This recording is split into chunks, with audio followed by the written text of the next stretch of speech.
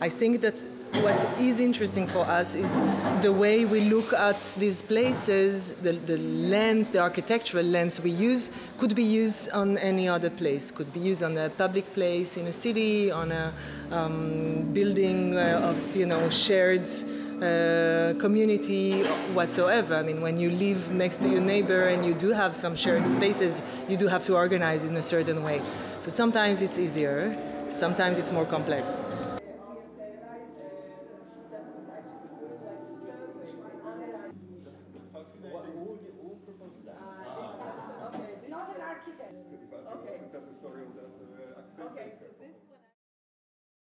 We can only speculate of what this impact would have on the status quo of the holy places, because we can go back to history and to see it.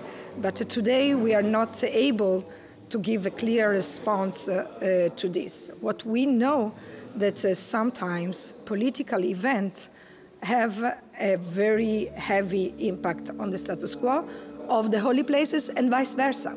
And even if the equilibrium of the status quo in the holy places is for some reason violated, has an influence on the political situation.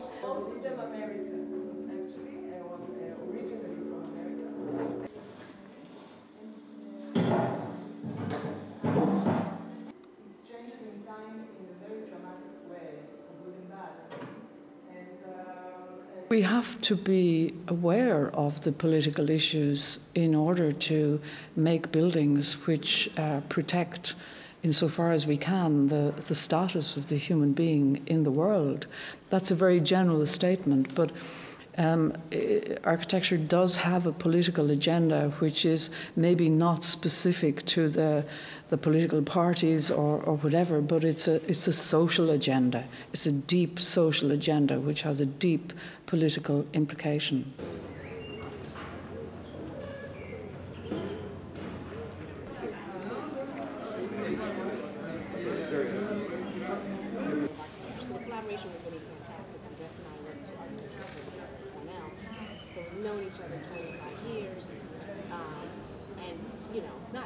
There are a number of symbolic gestures that both think about the idea of what we've called Black spatial practices, which is how we've had to navigate space historically just to stay alive.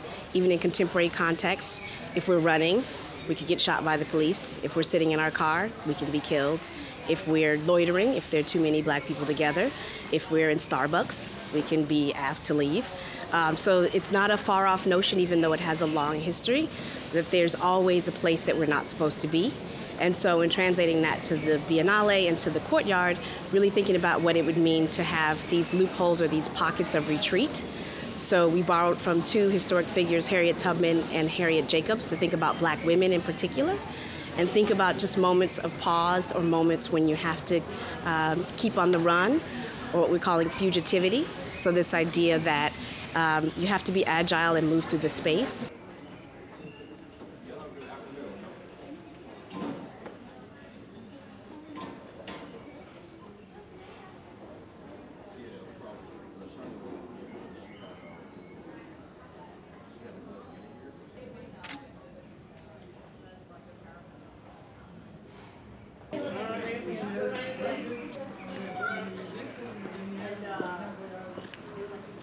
So when we look at the world and we listen to the news, it can be totally depressing. So on the other hand, as well as knowing that a cherry blossom and a blackbird and a friendly smile is what your daily life is enriched by.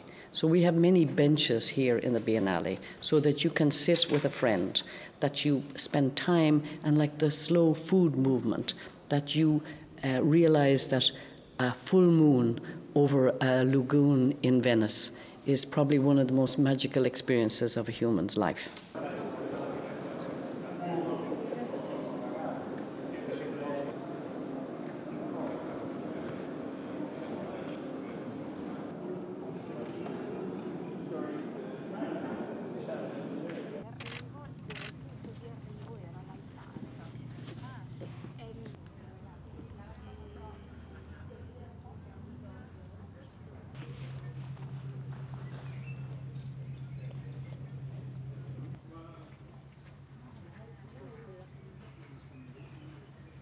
not only we were free to select the architect independently from their religious attitude, we don't know. We don't know if they are Catholic or not Catholic and so on. And the fact that we gave to them the possibility to do something absolutely free, freedom. What you see here, and the meaning of this pavilion, is the expression of freedom. And freedom is the basis of any real spirituality.